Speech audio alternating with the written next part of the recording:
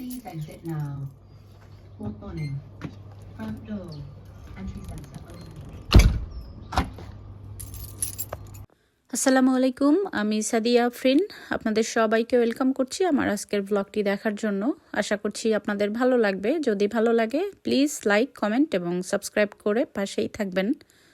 তো ঘর শুদ্ধ, সবাই অনেক দিন অসুস্থ থাকার পরে ছোট ছেলেকে নিয়ে স্কুলে যাচ্ছি। ওয়েদারটা বেশ চমৎকার ছিল, রোদ উঠেছে কিন্তু ঠান্ডাও ছিল প্রচণ্ড, কিন্তু ঠান্ডাটা অতটা গায়ে লাগেনি। তো যাই হোক, আমি আর আমার ছোট ছেলে স্কুলে যাচ্ছি। স্কুলে ওকে দিয়ে আমি ঘরের দিকে ফিরছিলাম। আমার হাতটা যেন বারবার বাঁকা হয়ে যাচ্ছিল ঠান্ডায়। ঠান্ডা অতটা বোঝা যায় না, কিন্তু প্রচণ্ড ঠান্ডা ছিল। তো যাই হোক, এখান থেকে যাচ্ছিলাম আর একটা গাছে খুব সুন্দর ফুল ফুটেছে। প্রতিদিন স্কুলে যাওয়ার সময় গাছটা দেখতে দেখতে যাই, এত সুন্দর ফুল ফুটে আছে, কোনো পাতা নেই।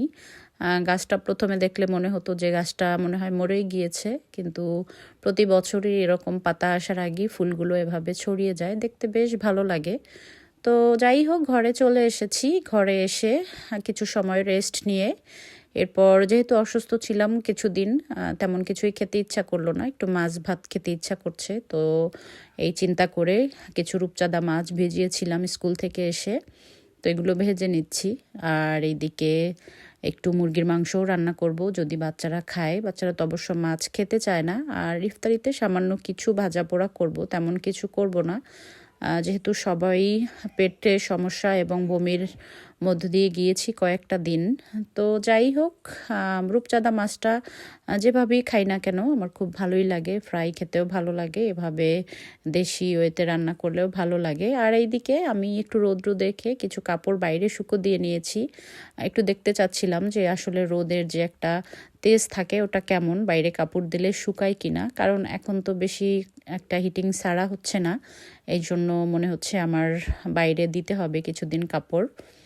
এখন থেকে দেয়া শুরু করব। আর একটু রোদ দেখলে আমার মনে হয় ঘর শুদ্ধ কাপড় ওয়াশ করতে ইচ্ছা করে। মনে হয় যে আমি একবারের জায়গায় প্রতিদিন 2-3 বার মেশিনটা ওয়াশিং মেশিনে কাপড় দিয়ে দেই।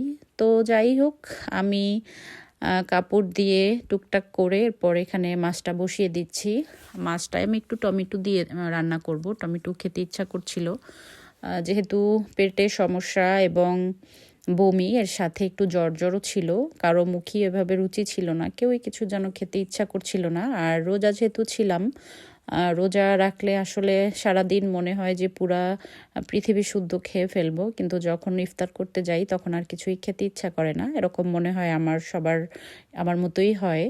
তো যাই হোক, রান্না টান্না করে তো ঘরের বাকি টুকটাক কাজ করতে হবে, কারণ কিছুদিন যাবত যে অসুস্থ ছিলাম আসলে তেমন কিছুই করা হয়নি।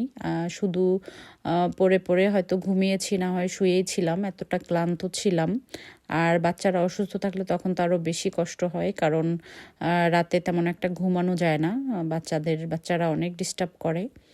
তো যাই হোক, আমি এদিকে মাছটা আমার প্রায় হয়ে গিয়েছে, আমি পানি দিয়ে দিয়েছি মাছে, প্রায় হয়ে গিয়েছে। এরপর একটু টমেটো দিয়ে দেব। আর এদিকে আমি মুরগিটা রান্না করব, এখানে কিছু পেঁয়াজ কষিয়ে নিচ্ছি। পেঁয়াজ কষিয়ে এরপর মুরগিটা রান্না করে ভাত রান্না করতে হবে। তো ভাতও বসিয়ে দেব। আর ঘর মোটামুটি একটু এলোমেলোই আছে, ঘরটাকেও টুকটাক একটু ফাঁকে গুছিয়ে নিচ্ছি। তো আমার হাজব্যান্ডও বাইরে গিয়েছিল, সেও চলে এসেছে। আর এইদিকে আমি মাছে টমেটো দিয়ে দিচ্ছি। কেন জানো আমার প্রত্যেকটা মাছে, বিশেষ করে রূপচাঁদা মাছ, রুই মাছ, এই মাছগুলোতে আমার টমেটো দিয়ে খেতে খুবই ভালো লাগে। আমি যখনই রান্না করি সবসময় টমেটো থাকলে একটু দেওয়ার চেষ্টা করি, ভালো লাগে খেতে। কার কার এভাবে ভালো লাগে জানি না। তো যাই হোক, এইদিকে আমি চিকেনটাও বসিয়ে দিচ্ছি। সামান্য একটুই রান্না করব, কারণ আমাদের ভোর রাতে কারোই ভাত খাওয়া হয় না। আমরা এই অনেক দিন পরই আসলে মাছ ভাত খাচ্ছি, প্রায় 4-5 দিন পরে। বাচ্চারা সবাই এটা ওটা বায়না করে, হয়তো দেখা যায় ভোর রাতেও এটা ওটাই করতে হয়, এক্সট্রা জিনিসপত্রই থাকে। ভাত খেতে চায় না কেউই, কারণ ঘুম থেকে উঠলে আসলে কারোরই ভাত খেতে ইচ্ছা করে না। উঠে বসে ভাত খেয়ে আবার ঘুমাতে, সব কিছু মিলিয়ে দেখা যায় যে সামান্য কিছু একটু খেয়েই ঘুমিয়ে যাওয়া যায়। একটু স্যান্ডউইচ, কলা বা অন্য ধরনের ফল এগুলোই খেতে চায় ওরা, বা একটু ওটস বা সিরিয়াল যেটাই খায় না কেন, ভাত খেতে চায় না। তো যাই হোক, আমি এদিকে চিকেনটা কষিয়ে নিচ্ছি আর মাছটাও প্রায় হয়ে গিয়েছে। আমি চুলাটা বন্ধ করে দেব, কারণ আমাকে এটা আবার যখন খাবো তখন গরম করতে হবে। তো এই জন্য পাতিলেই রেখে দিলাম, বাটিতে আর এটাকে ঢালছি না। তো যাই হোক, রান্নার ফাঁকে ফাঁকে আমি অন্য অন্য কাজগুলোও করে নিচ্ছি। সময় আসলে কোথা থেকে যে চলে যায় টের পাচ্ছি না। এবার রোজাতে তেমন একটা টের পাইনি, কারণ আমাদের এখানে রোজা এবার তেমন একটা বেলা বেশি বড় না। আমি যখন প্রথম লন্ডনে এসেছি তখন আমরা ইফতার করেছি প্রায় 9টার কাছাকাছি ছিল, যখন বেজেছিল তখন। তো আস্তে আস্তে সামনের দিকে যেহেতু আগাচ্ছে, এখন এবছর সম্ভবত শেষ পর্যন্ত দেখলাম 6:30 পর্যন্ত হয়তো যাবে, বা তারও একটু বেশি যেতে পারে। এছাড়া সব কিছুই মোটামুটি দিনটা ছোটই। আর বাচ্চারা যখন স্কুলে থাকে তখন তো সবসময় একটা রুটিনের মধ্যে থাকা হয়, এই জন্য আসলে অতটা কষ্ট হয় না। তো যাই হোক, একটা বেগুন ভর্তা করব। আমার হাজব্যান্ড বেগুন নিয়ে এসেছিল বেগুনি খাওয়ার জন্য, কিন্তু তেলের জিনিস যেহেতু খেতে ইচ্ছা করে না, তাই বেগুন ভর্তা করব চিন্তা করেছি।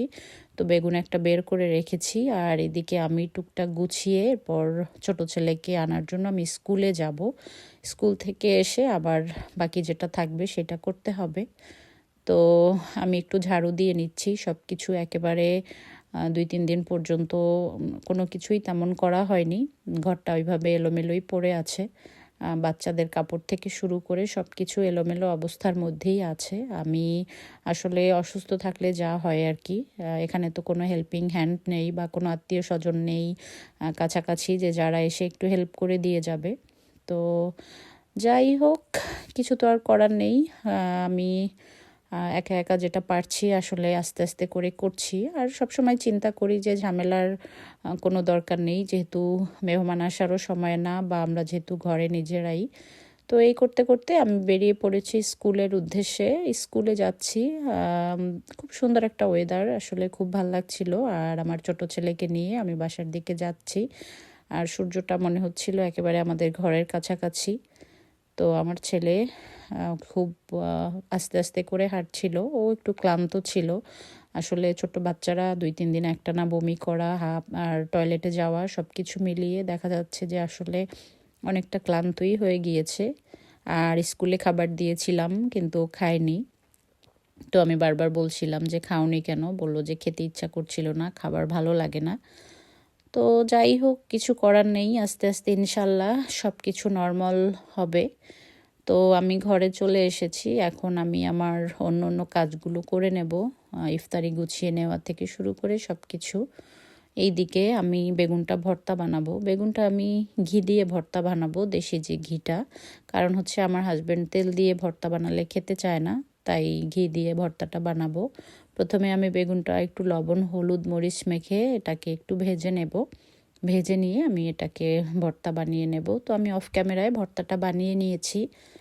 ভর্তাটা দেখতে ভীষণ ইয়ামি মনে হচ্ছিল, তবে লবণ বা অন্য কিছুই দেখতে পারিনি যেহেতু রোজা ছিলাম।